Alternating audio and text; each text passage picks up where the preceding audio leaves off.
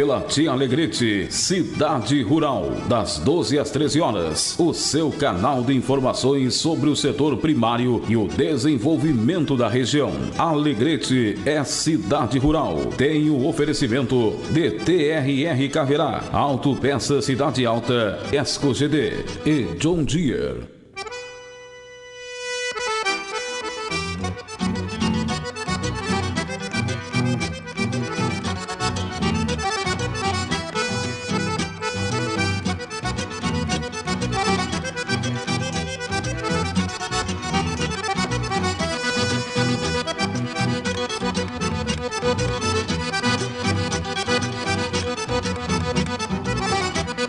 Olá, boa tarde! Estamos dando início ao programa Cidade Rural. Deste sábado, 26 de setembro de 2020, e olha a chuva, Marcelo Castro iniciou neste momento no nosso Alegrete, uma chuva abençoada. Coisa boa aí para os nossos produtores, né, que estão a mil aí com suas lavouras e outras produções. Chuvinha abençoada. Estamos dando início a mais um programa Cidade Rural. E eu sou a Cíntia Fragoso Ramos, estarei com vocês todos os sábados aqui na sua Tchê Alegrete, do meio-dia até a 1h da tarde. E é um prazer estar conversando com a nossa agrosociedade de Alegrete e região. Temperatura aí em 21 graus. Marcelo Castro, que me acompanha hoje na técnica. O Cidade Rural tem a força de quem, Marcelo? Procura por peças de caminhão, caminhonetes nacionais e importadas? A Autopeça Cidade Alta é especialista neste segmento, com marcas conceituadas no mercado. Também possui em seu estoque peças elétricas, alternadores e motores de partida. Venha conhecer os nossos produtos e nossa experiência de 22 anos. Autopeça Cidade Alta fica na Avenida Assis Brasil, 2000. Fones 3422-5800, 3422-4029 e o WhatsApp 99973-1308.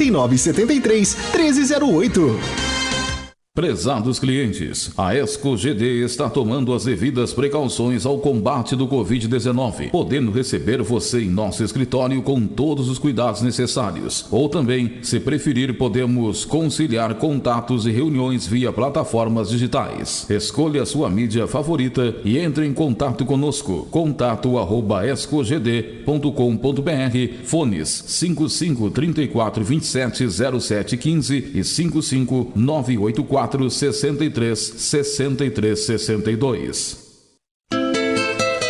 Expo Inter Digital 2020. Visite essa importante feira do agronegócio sem sair de casa. Acesse conecta.deere.com.br ou fale com o time da Alvorada Sistemas Agrícolas e veja como acessar a plataforma John Deere Conecta. Preparamos muitas novidades para você. Pacotes de otimização para deixar o seu equipamento sempre pronto. Tratores linha 5000 com até R$5.000 de desconto. Pulverizadores Plá com condições imperdíveis. E muitas facilidades para você. Confira na Alvorada John Deere.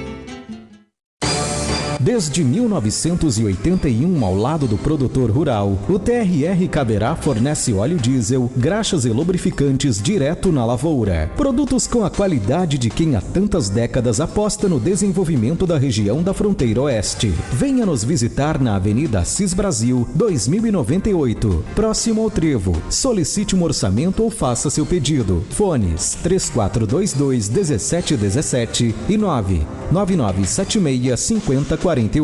TRR Caverá, em parceria com o Homem do Campo.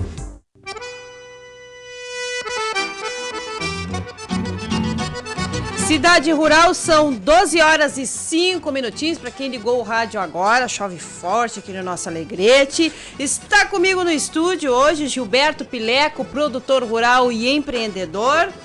Hélio Farenzena, produtor rural, agropecuarista, ex-presidente da Associação dos Arrozeiros de Alegrete, e também está na nossa companhia o produtor rural Valderlei Gilberto Bock. Boa tarde, senhores. O que vocês estão achando da chuva? Seu Hélio, Fazia tempo que o senhor não vinha, tava com saudade, senhor. Um abraço pra tia Aida. Boa tarde. Tava sumido.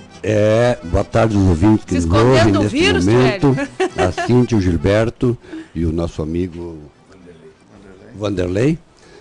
Mandar um abraço para minha esposa Aida em casa, que nos ouve neste momento. Eu estava já com saudade, sim, de vir no programa. É que o negócio da pandemia, então eu nem pensei em vir por causa que eu achei que estava meio racionada. Restrito o negócio, né? Está meio restrito. Então, fiquei muito feliz quando que me convidaram. Sempre gostei de participar do programa. Então, agradeço o convite. Muito obrigado. Seja sempre bem-vindo e não precisa a gente convidar, né? O senhor sabe, né? Pode vir aqui, não é mesmo, Gilberto? Pra gente estar tem sempre assunto pra gente estar aqui pautando, conversando. E hoje só tem autoridade, né, Gilberto? Vou até ficar calada aqui, porque... Não, calada não é Deus, sempre te deixo. Sempre falo bastante, mas é importante, E mais importante ainda que nós começamos o programa e começou a chover. Graças a Deus. Isso foi o Hélio. Exatamente. E o Vanderlei. O Hélio fazia tempo, acho que é por isso que até o tempo estava... Começou a chover. Tomara a Deus que essa chuva traga mais outras chuvas, né? Então é um prazer. Vamos mandar um abraço para os nossos amigos. Um abraço para o Nilton Paim, para a Juliana, o Nilton Paim que está lá no São João. Sábado, essa é a hora, ele está chegando do posto 7, ele tem um campinho lá, uma propriedade, e ele recorre todos os postos da fazenda. E essa hora ele deve estar chegando lá no posto 7, mais ou menos, 8º, depende o ano. Não vai ter molhar aí, Nilton. Um grande abraço para vocês. Até nós continuarmos o nosso desenvolvimento, que hoje tem bastante assunto, arroz sempre na pauta, gado, né, seu Hélio, soja. Também aqui o seu Vanderlei, nós vamos falar de um produto muito interessante, que são moranguinhos, gente. Já estou aqui apreciando o moranguinho, né, produção aqui, vamos já conversar. Esse é o nosso empreendedor de hoje. Mas antes, vamos parabenizar lá a nova diretoria que está compondo a balsa do Mariano Pinto. Um abraço para ti, gringa, grande amiga, ouvinte do Cidade Rural, e também agora está à frente de mais essa atividade, gringa. Um parabéns para ti, para toda a tua diretoria, tomaram posse ontem, e a gente sabe que a balsa do Mariano Pinto sempre foi uma união aí de todas as pessoas para que ela pudesse aí estar com seu trabalho ativo. Sabemos das dificuldades, mas com a graça de todos, com a união, o pessoal conseguiu. Então, a presidente é a Elaine Vicentina da Silva Londero, a gringa. A vice-presidente, a Hilda Maria Monteiro, de Alegrete. De Itaqui, o primeiro tesoureiro é Paulino da Costa Zacarias. Geraldo de Maçambarai, o segundo tesoureiro. Guilherme Segabinazzi Calovi, de Alegrete, é o primeiro secretário. E depois tem aí os demais. Cláudio Curtis, do Conselho Fiscal Delceu Zacarias. Veldon Lucas Batistella também. Matheus Charon. Suplentes Anderson Lindolfo, Vilnei Natalino. Helena Noetzotti. O grupo de apoio aí Delcina, a Dádila Correia da Silveira, o Júlio Rocha e o Vilberto Luiz Londero. Parabéns para todos. Gilberto, vamos começar falando sobre o arroz, como é que se comportou o mercado nesta semana? Cíntia, o mercado de arroz, assim, o Hélio pode me ajudar? Podemos dividir o microfone aqui, mas assim, eu acho que o mercado de arroz essa semana ele teve mais estabilizado até ontem. Ontem começou a se movimentar mais forte na região sul. Na região sul, né, Hélio, sempre se movimenta primeiro. Começou a se movimentar mais forte e na nossa região aqui, não. Até diminuiu um pouco o preço aqui, as ofertas, coisa e tal. Um pouco maior, diminuiu um pouco as indústrias. Mas na região sul já começou um movimento ontem de seguir aumentando. O arroz é isso, o arroz nós estamos com todas essas questões para acontecer. Por exemplo, assim, vamos assim só para informar o pessoal. Pela primeira vez vão ouvir eu falar aqui, que eu não podia falar antes, ter que deixar acontecer as coisas. Mas a tirada da TEC pelo governo para 400 mil toneladas foi um tiro na testa. Pode ter sido um tiro, como muitas pessoas pensam, que para o produtor, para a produção brasileira, é um pouco de como é que eu vou dizer assim, de apreensão para o futuro. Pode ser um tiro no pé do produtor, mas se for um tiro no pé do produtor, senhores, é um tiro de 22 com a pólvora molhada, que vai fazer pouco estrago no pé. Vai doer um pouquinho, mas vai fazer pouco estrago. Agora, na testa do Brasil, é um tiro bem na testa. Por quê? Porque a tirada da TEC pelo governo tem todo um processo que teria que ter sido feito, negociado com o Mercosul, se tira, se não tira, e isso é demorado, tem que mostrar. Para tirar a TEC simplesmente com decreto, é avisar o mundo, foi avisado o mundo, o governo avisou o mundo que o maior consumidor de arroz das Américas, do continente americano, que é o Brasil, não tem arroz. Pior, avisou que não tem arroz no Brasil, neste momento, e que não tem arroz no Mercosul. Opa, ficou mais complicado ainda. Avisou o mundo. Pior, num momento que os Estados Unidos teve o furacão Laura, teve o furacão Beta semana passada, e que passou vou abrir um parênteses aqui. Hélio e o Vanderlei sabe, aí vocês podem me ajudar, pode se aproximar do microfone se quiser.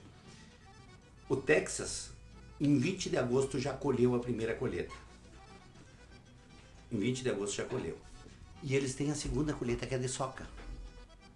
Se 20 de agosto, eles no Texas, essa soca, eles colhem a soca lá. A colheita da soca, explica para mim como é que é a colheita da soca. Em 30 dias, 40 dias, brota ou não? É o rebroto. O rebroto. 30 dias depois, se tu colocar água, se for no tempo chuvoso, não. Ele faz o processo e encaixa e amadurece bem ligeiro. Só que a produção se tu colheu 300 por quadra no arroz, tu vai colher 30. Tá, 10%. Só que é o seguinte, tu fala da soca sem fazer o investimento. O que eles fazem lá? Eles colhem até 20 de agosto e passam ureia. Então, passam ureia, tu entendeu? Então produz. Mas eu te pergunto assim, tu fazendo tudo isso, quanto tempo tu acha que a soca rebrota? 30, 40 dias para dar taxa? Aproximado, 40 dias no máximo. 40 dias porque no máximo. É um processo rápido. É um processo rápido. É rápido. Ele já brota e em seguida já embarriga, encaixa e faz o processo de amadurecimento. É rápido. É rápido. Só que, bem que tu falou, para nós aqui é inviável. Um ano a gente fez isso aí. Colheu a soca, mas sem arrumar nada. Choveu, fez o tempo quente. Na época do Blue Belly, a gente colheu, mas deu 60 sacos por quadra. Mas lá, eles arrumando as taipas e jogando ureia e aguando, aí eu acredito que... tem que ver que lá é quadro, né, também. É quadro. É quadro que não... Então, na taipa atrás, eles colhem, botam ureia, fica bem mais fácil. Botam ureia e produzem relativamente bem. Com certeza. Com certeza. Eles só fecham a saída de taipa, onde que transitam, né? O resto é quadro. A água inunda toda a lavoura. Só que é o seguinte, então eles colheram 20 de agosto. Quando é que esse arroz eles vão colher de novo? A segunda colheita. Se eles colheram 20 de agosto, 30 dias, dá 20 de setembro. 40 dias, vai dar dezembro. Metade de outubro. Só que essa segunda safrinha, que ajuda bastante lá, teve o furacão semana passada aberto, em cima do Texas. Quer dizer, a lavoura de arroz do Texas, que não tinha pegado o furacão Laura em 26, 28 de agosto, pegou agora na segunda safra deles. Segunda safra. Eles chamam de safrinha, como todo mundo aqui, né? Nós chamamos de segunda safra. Para tu entender. Então tem mais um prejuízo aí que vai ser contabilizado no arroz dos Estados Unidos. Fora que o Laura passou em cima do delta do Mississippi e pegou. Não grande coisa. Agora, o que eu falo, e já falei aqui, a produção dos Estados Unidos, ela está comprometida em 20%, 10% do total dos Estados Unidos. Mas representa ali, onde pegou o furacão, ali 20%. Só que esses 20% é em cima do arroz longo fino. Não é em cima de arroz, por exemplo, assim, os Estados Unidos, a Califórnia, produz arroz japonês, para ir lá para o Japão, o arroz curto, o arroz aquele coisa, que é uma coisa. E do arroz do longo fino nosso, ele não a produção é menor. Então nós temos que fazer uma conta assim, que os 400 mil toneladas que o Brasil vai importar é desse arroz onde deu os furacão, que vai ter uns 10% de quebra. Ou mais. De 10 a 20. Vai ter 10% de quebra. Mas tudo que o Brasil vai precisar comprar, nós avisamos a Bolsa em plena safra dos Estados Unidos que o Brasil precisa de arroz. Se assustaram, começou a subir o preço. Em plena safra nos Estados Unidos. Eles cutucaram? Cutucaram. Aí que eu tiro na testa que eu aviso. O Brasil avisou o mundo que nós não temos arroz no Mercosul. E pior, na Tailândia, que estava baixando o arroz porque eles estavam lá também com safra, estava baixando o preço do arroz mundial, subiu também depois dessa notícia. Aí eu quero dizer assim para todos os grandes empresários que pressionaram o governo, porque o governo fez isso por uma pressão, não foi porque o governo queria, foi por pressão. Todos vocês empresários, quero dizer para vocês que vocês iam comprar o arroz a 15%, 20% mais barato lá. Dava para pagar 10%, 12% para a TEC, o Brasil ia ter mais arrecadação de imposto, nós ia fazer o nosso social. Assim nós estamos dando esse lucro, vamos dar esse lucro para os comerciantes de novo, para os agentes comerciais. E qual vai ser o impacto aqui para a gente, para o consumidor final? Bom, o consumidor final é dizer o seguinte, pessoal, se alguém está esperando que o preço ia baixar, que não sei o quê, porque tiraram a TEC, não vai acontecer.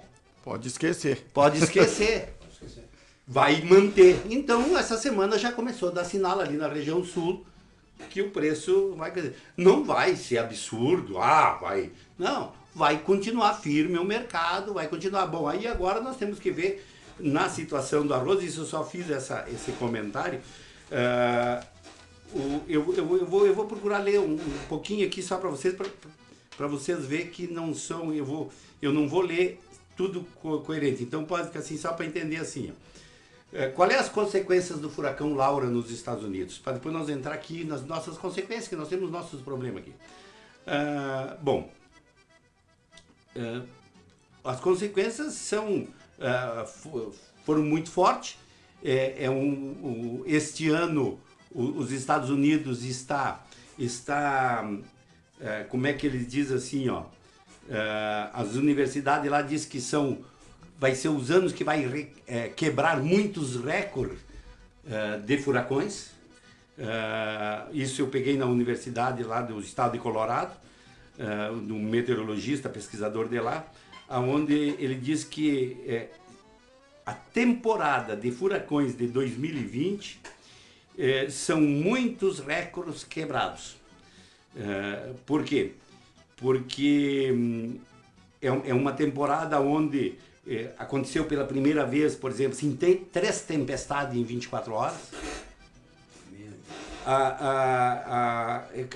Aconteceu uma tempestade, passou um furacão que se chama Paulette, ele saiu perto da África, do centro do mar, e depois da ilha de Cabo Verde, lá perto da África, ali, mas do Atlântico para o lado da África. Ele surgiu no centro do oceano, fez toda a volta, passou pelas Bermudas, fez a volta, foi lá no Canadá, fez a volta, voltou, fez toda a volta e veio quase de volta aonde ele começou aqui no Cabo Verde. Ficou 30 dias esse furacão. Em alto mar? Em alto mar. Só passou pelas Bermudas, Mas é sinal que a temporada lá está quebrando alguns recordes nesse sentido. Então, bom, isso é uma situação. Aí depois eles dizem assim, com tudo isso, foi uma das primeiras tempestades que passou em cima do Arkansas, no delta do Mississippi. Arkansas planta 50% do arroz irrigado dos Estados Unidos, do longo fino. Então, quebrou 5% o prejuízo lá com o furacão. Depois mais 4, 5% com as chuvas de uma semana depois, tudo bem, mas deu esse... Bom, também passou ali, tem uns outros problemas, aí eles começam a falar assim, e está repercutindo, isso aqui dia 3/9, estou lendo isso para vocês, dia 3/9, não é agora, depois, não tinham tirado a TEC do Brasil ainda.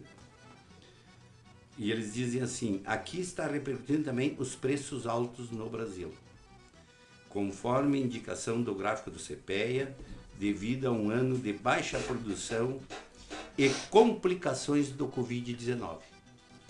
Isso lá em 3 de coisa. Então, o mercado tá assim. E aí, agora, tem esse problema aí. Bom, então, esse é um fato que vem tudo, que nós temos assim, tudo está conspirando um lado contra. Também tem, Hélio, que Bangladesh, 1/3 da produção pegou enchente lá, a questão de um mês agora, de arroz. 1/3 da produção deles foi afetado, não se sabe quanto de prejuízo, não é que é 1/3 que quebrou, não. 1/3 da lavoura tem problema de enchentes, então com alguns problemas, colher sempre se colhe. A Índia tem problema, a China tem problema de enchente, então eu vejo que a Ásia está com bastante problema também para ter um saldo de arroz. E aí nós temos os nossos problemas que eu quero comentar contigo aqui, o nosso problema aqui, seca, produção, como é que nós estamos, como é que tu vê, vamos ter arroz, qual é a tranquilidade, e que também nós temos que ser responsável para dizer o seguinte, ó, vamos com tranquilidade resolver nossos problemas, vamos com tranquilidade, não, eu tenho dito, eu não acredito que vá faltar arroz para o consumidor não se apavora, não, só que não turbino, nem para um lado demais, nem para o outro, vamos deixar as coisas acontecer normal. O que tu acha? Bom, no meu ponto de vista, eu acho que não podemos fazer ainda terra arrasada, fazer comentários, sim, mas, na minha opinião, vai ter queda no plantio, sim. Porque nós viemos de um período muito longo, estiagem, que não encheu barragem. Então, tu pode olhar aqui da cabeceira do rio, aqui da cabeceira, eu digo, de Manuel Viana. Tu vai em direção a Mariano Pinto, tu vai até Uruguaiana. Lavouras que são banhadas com barragem, se fala de 1,5 m, 2 metros para encher. Então, o que representa isso? A capacidade da barragem está nos últimos metros, em cima. Não é embaixo que está a capacidade dela, é em cima. Então, faltando 2 metros para encher, isso aí é mais de 40% da capacidade da barragem. Então, vai ter redução de área. É prematuro eu falar isso agora, mas a tendência é essa. Só que chova muito agora, até novembro, que creio, pela previsão que se vê, não é muita chuva. Vai chover sim, mas não para encher barragem, para recompletar os níveis das barragens. Então, eu acho que toda essa região aqui que pega a fronteira oeste, lavouras que são irrigadas com barragem, exceto a Quaraí e região sul, que choveu mais, que tem os níveis das barragens cheias. Mas no resto que se ouve falar, tudo é barragem baixa. Então, eu acho que essa área, eu sei o que abrange, quantas hectares ou quadras que são plantados nessa região, vai ter uma diminuição dos 30%, 40%. O senhor sabe qual é a intenção de área, seu Hélio? Nós temos aqui no Rincão que pega justamente aonde que eu falo, na cabeceira aí entre a divisa de Alegrete com Manuel Viana, até Uruguaiana, lavouras que são banhadas com barragem, tem problema. E a intenção de área de todo o nosso município, o senhor já tem ideia, assim, de plantio? De plantio, eu acho que até, com certeza, é um pouquinho menos que o ano passado. Ou mantém a área. Só que, com a falta da água, vai ter redução de área nessas áreas citadas que eu falei. Nessas, com certeza, de 30% a 40% menos. se não chover nos próximos dias, até o começo de novembro, porque eu acho que o preço que está os insumos e a semente e tudo, a gente não vai arriscar plantar sem água. O mínimo nós não fizemos isso. Até no Rincão, nós podíamos ter aumentado a área, mas não vamos aumentar porque não tem água. Tem que deixar água para os pivôs, ir para a lavoura, vamos plantar uma lavoura. Até inclusive está terminado já. Plantamos os 40 quadras e não dá para aumentar mais, porque estão baixos os níveis das barragens. E, seu Hélio, aproveitando, como é que está a intenção de plantio de soja no nosso município? Ela está bem maior ainda que do arroz? Eu acho que o ano passado já tinha ultrapassado os 56 mil hectares, e este ano acho que vai aumentar mais ainda, porque na nossa região aí do Rincão, tem gente de fora chegando, e estão aumentando áreas. Então eu acho que esse ano a estimativa é o mínimo de 60 a 70 mil hectares. No meu ponto de vista, eu não tenho essa informação, mas, claro. Mas é por aí, não foge muito dessa marca aí, que está aumentando bastante. Inclusive está diminuindo um pouquinho o arroz e aumentando a soja, como acontece na região sul também, né? A região de Cachoeiras, a região da Restinga Seca, devido a vermelho, devido a opção de planta, né? A redução no estado está acontecendo simultaneamente.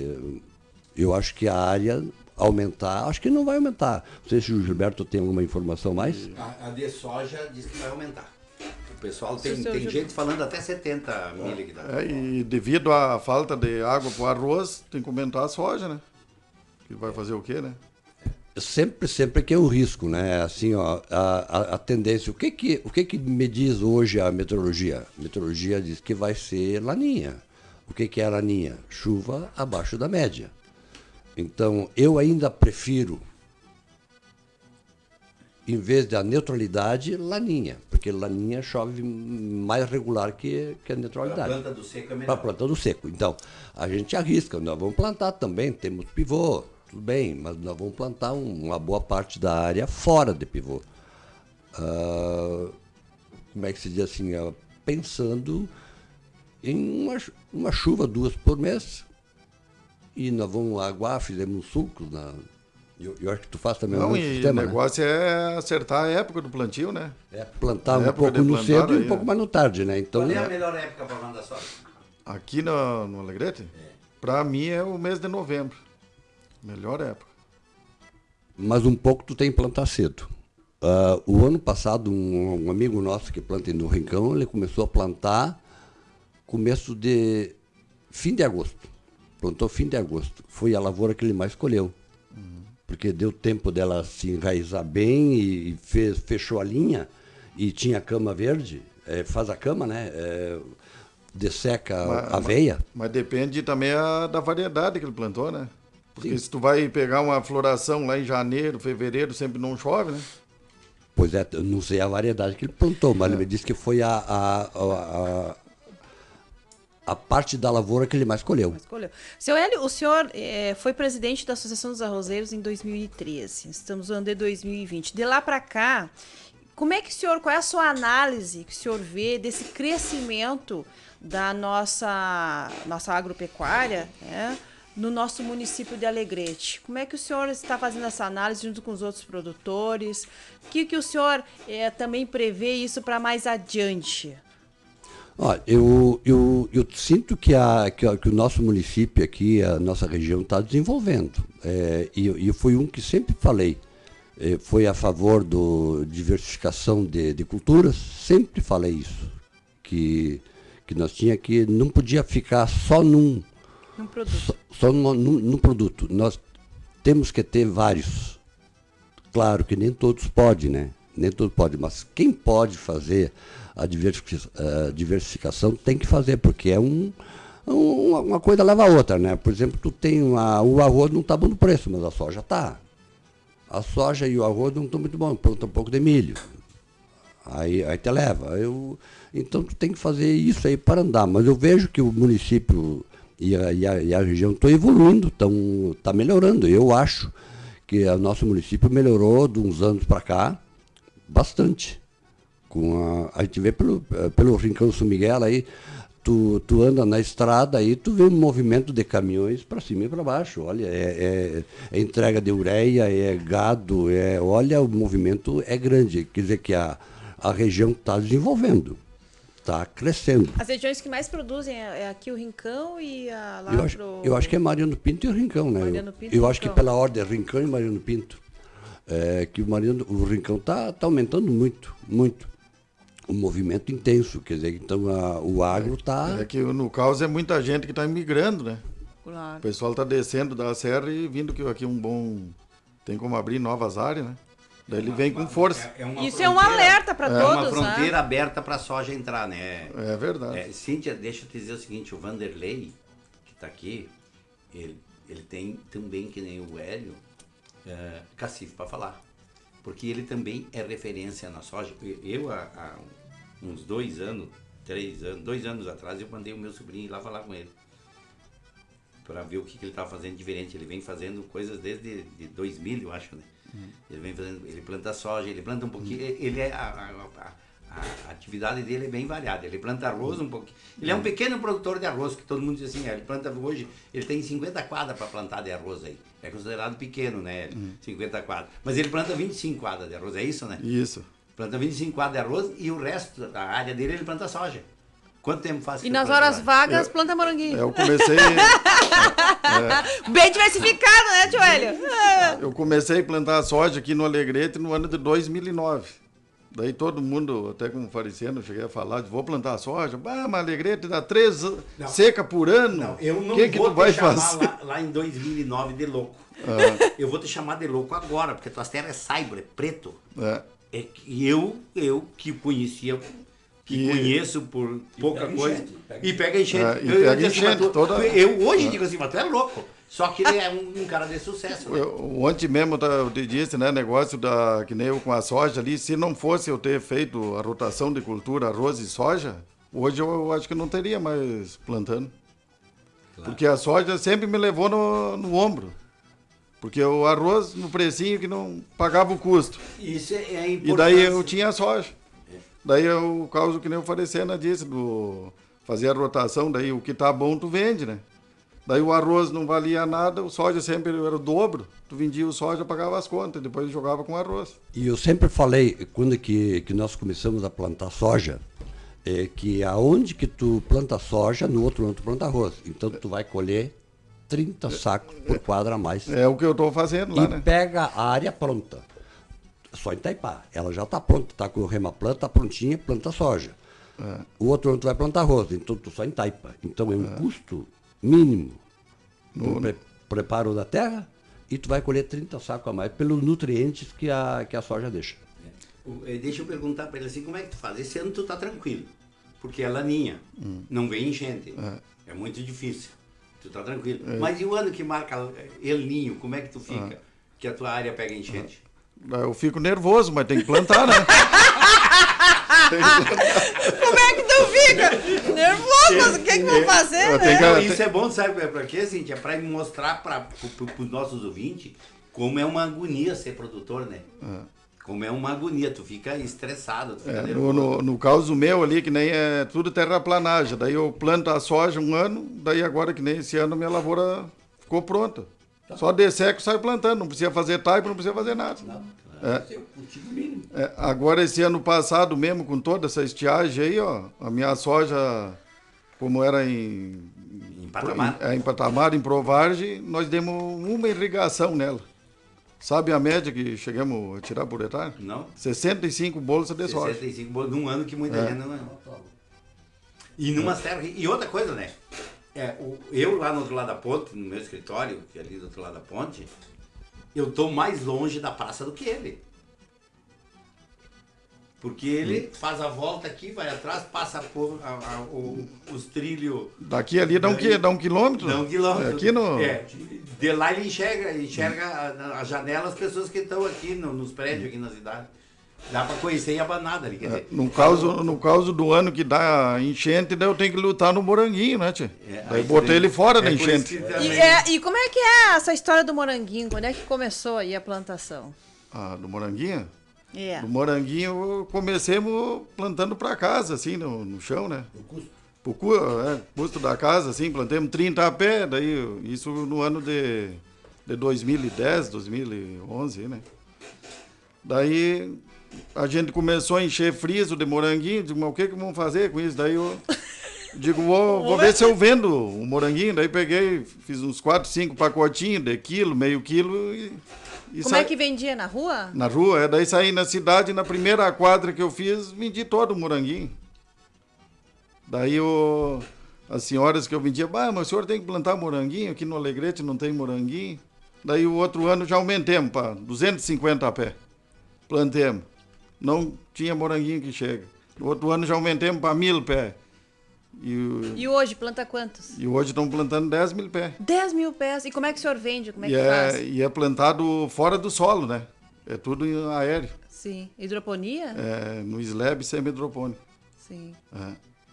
E aí, como é que o senhor vende ele? Vende nos mercados? Como é que faz? Nós vendemos em particular, assim, entregamos para os colégios, para a cozinha comunitária também, aqui, com o intermédio da Emater, né?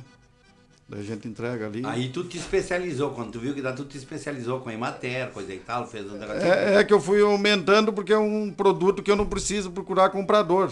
O comprador sempre está me cutucando. Perfeito. Eu planto lá e não dou vencimento, estamos com 10.000 pés e não dá vencimento na demanda. Eu não preciso oferecer o produto. Isso aqui que tu trouxe bonito aqui, vamos provar para ver se... É muito bom. Só para entender que ligou o rádio isso agora. Isso aqui é 1 quilo, como é que é isso aqui? Isso é 1 quilo que tu disse? Esse é meio quilo. Meio quilo. Olha o tamanho. Nós estamos conversando agora com o Vanderlei Gilberto Bock, com Hélio Farenzena e Gilberto Pileco. O Vanderlei é produtor de arroz, produtor de soja. Nas horas vagas, tio Hélio planta moranguinho. Planta moranguinho. Planta moranguinho no nosso Alegrete. Vende conforme vão pedindo. São todos empreendedores. Viu, Cíntia? Ele trouxe da... E ainda tem um cartão. Toma, tio Hélio. Viu?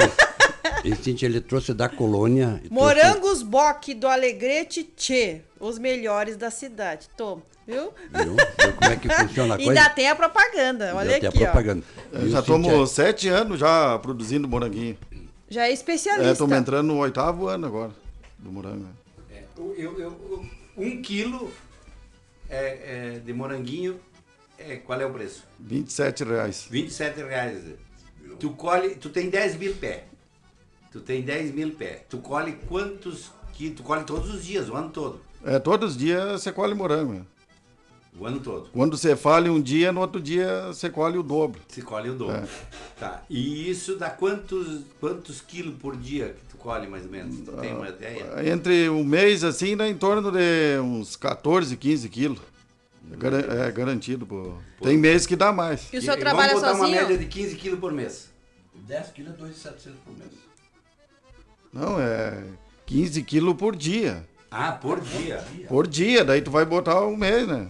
A média, tem mês que dá mais por causa da florada, né? Ele tem uma florada, quando dá a florada cheia, até passa disso aí, né? No mês, então, dá uma média vamos botar uma média de 15 quilos por dia, então. 15 quilos por dia. No mês. Excelente. Tio Hélio, você queria falar uma coisa? Ele tem 15 quilos, ele tem 7 sacos de arroz, não de preço de hoje, do preço de ontem, de 2 meses atrás. Ele tem 7 sacos por dia para vender. De arroz. Tio Hélio, o senhor queria falar? Não, era metade, o arroz não estava assim. E uma coisa que a gente trabalha é só com o corpo, né? Tu já viu, tu pega uma lavoura de arroz, é um maquinário, licença ambiental, tudo que é coisa, né? Quando vira quase só em custo, né? No caso do morango, não. Tu só fabrica uma estufa e sai produzindo. Daí tem assistência gratuita da Emater, né? Trabalho não, tem. Eu queria só dizer o seguinte, que ele trouxe da colônia os costumes, como vive o colono lá fora, na pequena propriedade. Então, o cara lá não tem terra para produzir. Então, ele tem que diversificar em um espaço pequeno. Eu sei porque eu vim de lá. nós tínhamos 11, 12 hectares. Onde é mesmo o senhor vende, olha? Nós era de Arroio Grande, Camobi. Camobi, né? É um pouquinho adiante de Camobi, Arroio Grande. Então, a gente plantava, nós tínhamos 2 hortas grandes, plantava umas 5 ou 6 quadras de arroz, tinha lavoura de milho para o gasto, plantava uma lavourinha de trigo para o gasto, tinha leite, durante a semana se botava na beira da estrada para o leiteiro passar e pegar, nos domingos o que dava... O consumo e para vender. O que sobrava, queijo. Negociava. Fazia queijo. Então, o produtor, lá em 11 hectares, produz mais que 100 hectares aqui, criando gado. Você só cria gado. Por exemplo, em 10 hectares, lá, um colono lá produz mais que 100 hectares criando gado aqui. Mas isso naquela época, né? Hoje quase que não existe mais. Porque hoje, depois que entrou essas leis aí, que o produtor não pode vender um ovo, não pode vender uma linguiça, não pode vender uma banha, não pode vender uma fruta. Nós, no caso, para vender a fruta, tivemos que se associar na Associação de Pequenos Agricultores, né? Senão não pode. Então, onde é que qual é a sua localidade? Faxinal. De Faxinal. Esse é um dos gargalos. Outro tocante que é muito, muito forte, que eu sempre me criei desde os 7 anos. Dos 7 anos eu ajudava na lavoura até 10 minutos antes de ir ao colégio. Depois eu pegava a minha sacolinha, as minhas tamanquinhas e ia para o colégio. Desde os 7 anos trabalhando. Hoje, o que acontece? O guri não pode trabalhar. Se chega numa empresa, tem um menor trabalhando, o dono do empreendimento, ele é multado, não pode. Agora, essa criança, aonde que ela vai? Aprender o que não deve. Vai estar na rua, daí ninguém vai vê, estar né? Desassistida. Não digo todos, mas a maioria das crianças, quando que vão na rua, depende muito das amizades que pegam, né? Então, houve um caso hoje, eu estava lendo no WhatsApp, que um cara estava passando em frente à delegacia e viu aquele tumulto e chegou lá um repórter para ver o que está acontecendo. E o cara disse, não, eu me pegaram porque eu estava vendendo droga. Mas antes disso eu tentei trabalhar, não pude. O cara me demitiu porque não podia trabalhar menor.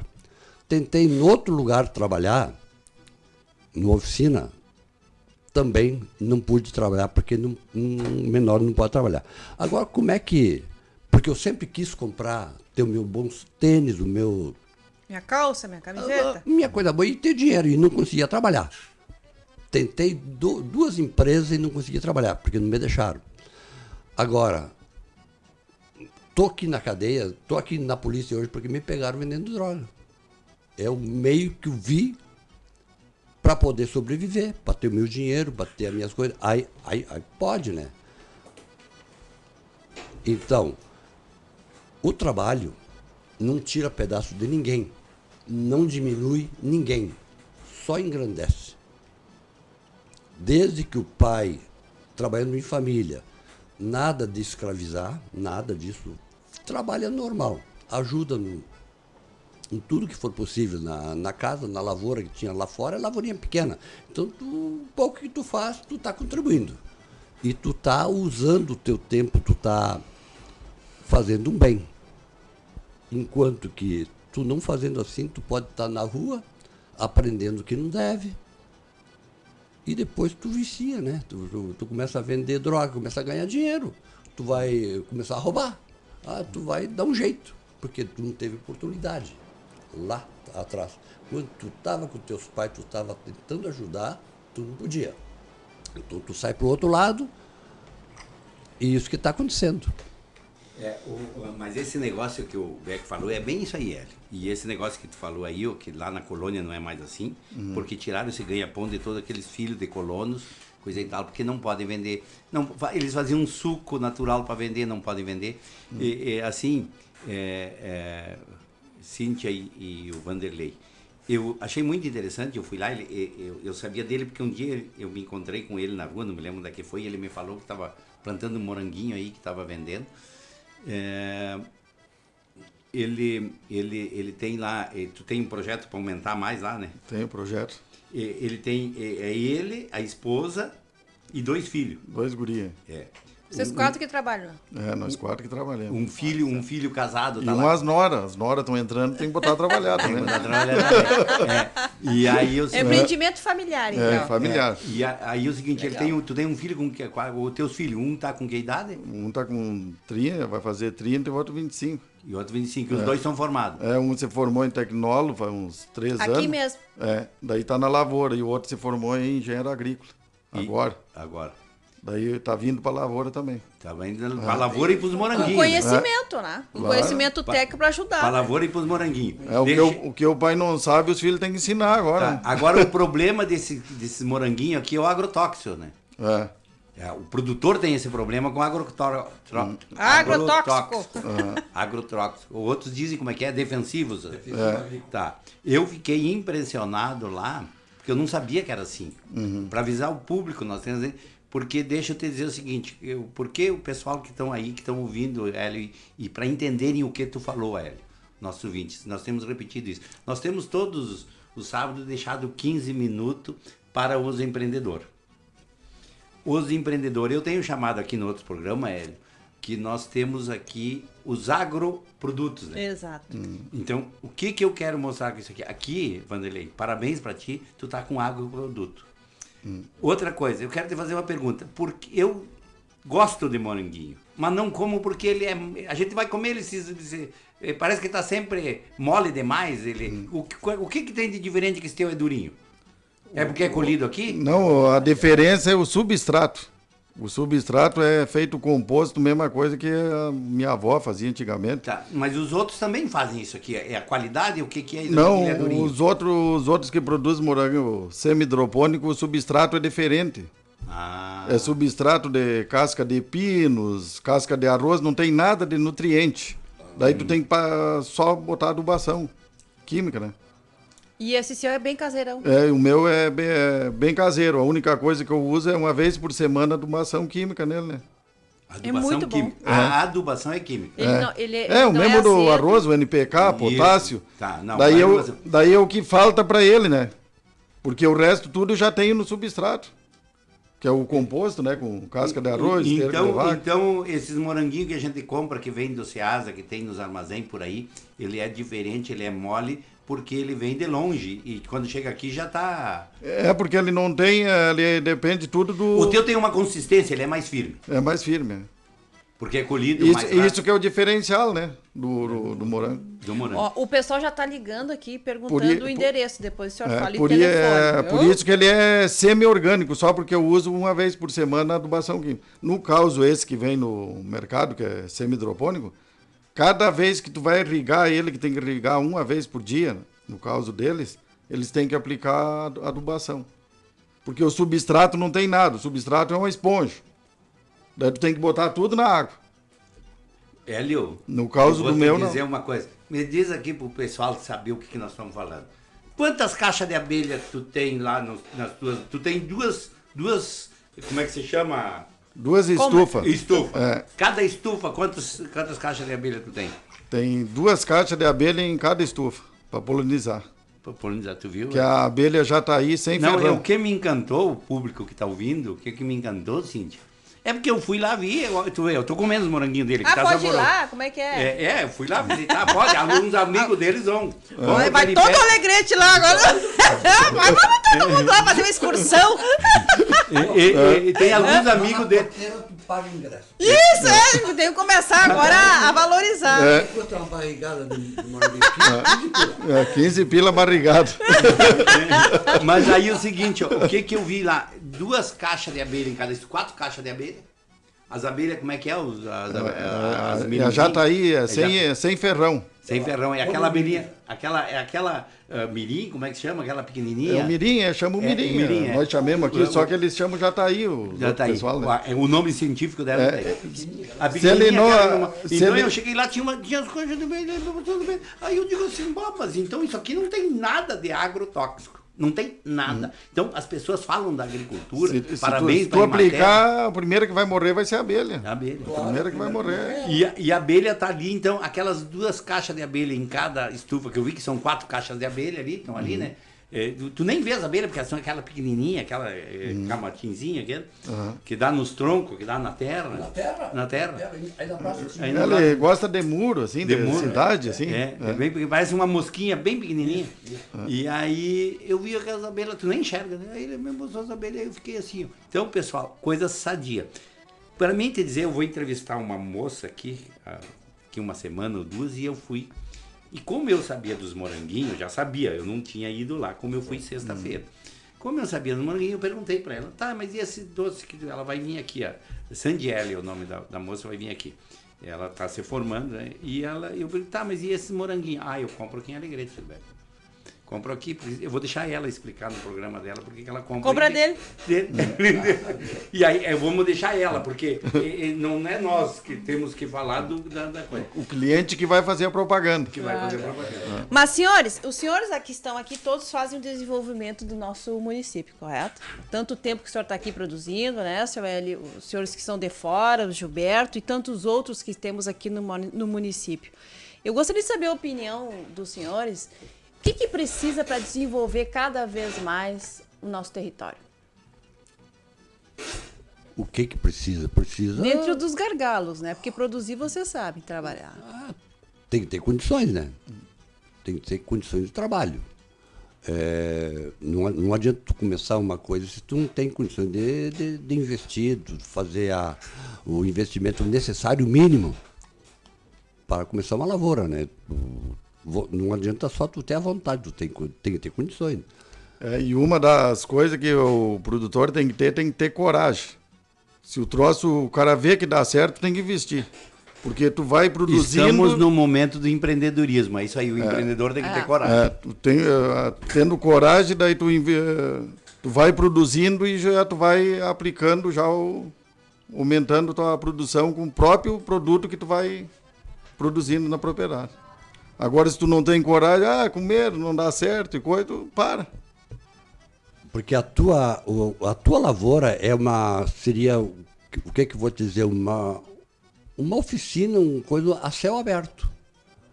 Tu esparrama um monte de dinheiro na terra, para daí a 3 meses e meio, tu colher o fruto que tu plantou, né?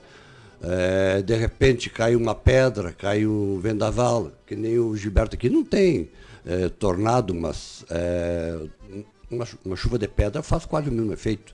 Então tu investe um horror de dinheiro, que tudo é caro, a céu aberto, nada que te protege. E dentre os fatores externos, o que os senhores acham que precisa melhorar?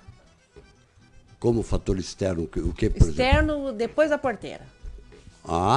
Isso é uma insegurança, né? Isso é uma insegurança. Tu vai plantar, tu vai investir, tu não sabe se tu vai vender bem ou não. Isso é uma incógnita. Tu faz um investimento enorme sem a garantia de retorno. Então isso é que a gente falou, tu tem que ter coragem para investir, né? Eu vejo, Cíntia, assim, vocês podem me ajudar, eu acho que uma coisa também sofreu na pele isso, a burocracia dos órgãos todos. Olha aqui, plantar moranguinho, eu não vi impacto ambiental nenhum ali, pelo contrário. Tem abelhas, outras abelhas que vêm de fora com certeza, tem flor toda hora, é uma coisa sadia. E tu pode me dizer mais, qual é as coisas que tu enfrenta tudo isso? Por exemplo, essa que tu falou, de não poder vender um ovo. Tu poderia ter galinha lá ou não? Claro. Para ter ovo. Sim. O que custa mais? Nada? Só aumentar. Só aumentar. No caso, eu ali, que tu falou da enchente, da parte do arroz, né? Daí, no ano da enchente, que foi agora 2019, né? Que deu uma enchente grande, aquela em janeiro, né? Isso. Eu plantei a minha lavoura ali, tudo com seguro do Banco Brasil, tudo. Fiz o seguro, plantei, tudo. Quando tava o arroz tudo irrigado, a soja plantada, daí chegou o mês de de janeiro veio aquela inundação. E grande. Me levou toda a lavoura. Agora, daí tá, encaminhei os papéis para seguro, tudo do Banco Brasil, que é do Proagro, né? E até hoje o seguro está em estudo. Está em estudo o seguro, vão lá no banco, está em estudo, foi lá para no Brasil. Pagou a tua parcela do seguro? A parcela do seguro é descontada na hora que eu saiu o empréstimo. É por dentro E daí, o ano passado, tivemos que renegociar, prolonguemos por um ano. Agora, esse ano, fizemos outra prolongação para mais um ano. Adianta ter seguro? E isso aí é em tudo, isso aí Então, uma das coisas fora da porteira que atrapalha o empreendedor, e em tudo o empreendedor, aqui a gente está trazendo os empreendedores, Cíntia, aqui nesse programa, os formal e os informal. Tem uns fazendo doce, vendendo trufa na rua, informalmente ali, nesse momento de pandemia. Graças a Deus que estão deixando fazer isso, né? Mas a pessoa começa a melhorar, vão trancar. É que nem o caso do arroz. Agora o pessoal, o arroz está muito caro, né? Mas o produtor mesmo não meteu a mão nesse valor que está aí do arroz. Agora nós vamos plantar uma nova safra, insumo tudo caríssimo. Vamos ver quando chegar a hora de nós vender se vão ser bonificados. Porque até lá ninguém garante nada. Plantemos uma lavoura cara e depois chega na época lá, o preço cai, daí como é que nós ficamos? Porque quando, Cíntia, a gente não pode esquecer que 70% do arroz, 60% do arroz, vamos dizer assim, 50% do arroz é vendido em seguida depois da safra, quando estava R$50, não é isso? 45 reais. Ele é vendido na borracha, na pressão, que fala, na pressão. 45. Quanto que o senhor pensou ia nesse valor, né? Nunca. Aqui, ó, nessa mesa aqui, mês de abril, eu acho que foi. O senhor veio? Eu A vim. última vez que tu veio foi antes de abril. Foi antes de abril. Então, foi nesse. Foi antes da pandemia. Março, foi antes de da iniciar. pandemia. Então, foi nesta data que o Gilberto me disse aqui, Hélio, o que tu acha? O arroz está a 45. O que tu acha em mês de setembro tu vender arroz a 60? Eu disse, não, até que nem me surpreende tanto, eu acho que não vai.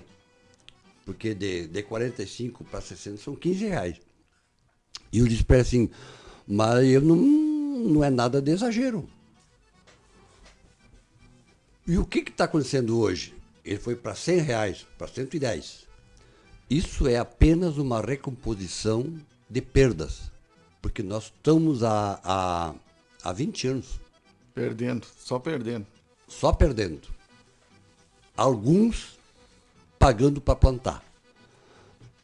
E tem alguns que têm lavouras mais baratas, como diz, levante mais baixo, um levante só, tem transporte próprio, tem armazenagem própria. Uma pequena parcela consegue se safar. Mas a grande maioria, acabamos de falar agora, vende logo após a colheita para quitar os compromissos, né? Porque ele é financiado por alguém, ou sei lá, ele tem que colher e entregar. É o cara que corre atrás da máquina, né? Sempre está correndo atrás da máquina. Esse sempre, ele está pagando para plantar. Ele paga as contas dele e já abre outra.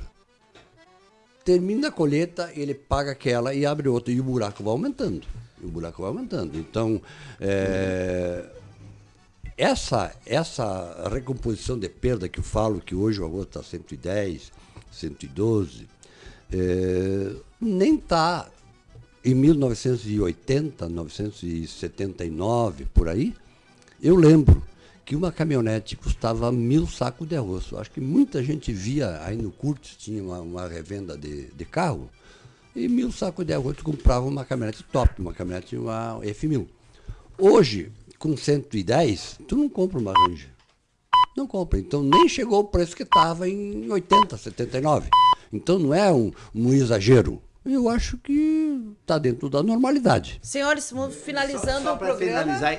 Finalizar o programa, Cíntia, na tua pergunta que tu perguntou, o que nós precisamos, o que o empreendedor precisa, o que a Alegrete precisa para se produzir. Eu acho que precisa uma consciência melhor, de uma melhor reorganização, organização de todos, de todo o contexto, nós temos que pensar um novo depois da agora. Uma nova situação que vai virar depois do Covid. Deixa eu só para assim, o pessoal entender bem, eu vou ler só um termo aqui, questão do arroz, que ele está falando que se encaixa aqui para fazer um comentário. Nesse relatório que eu leio, onde diz aqui, também Índia, Bangladesh continuam neste momento, que foi lá em 3 de setembro, contra severas inundações, lutando contra